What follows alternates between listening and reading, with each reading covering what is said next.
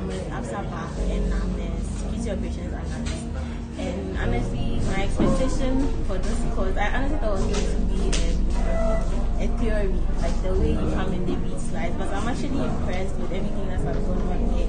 And as an analyst, it's quite educative to know from the hacker side of things so that you know how best to analyze data and to detect our systems. So I would recommend 10 out of 10 to everyone. And I look forward to joining the advanced course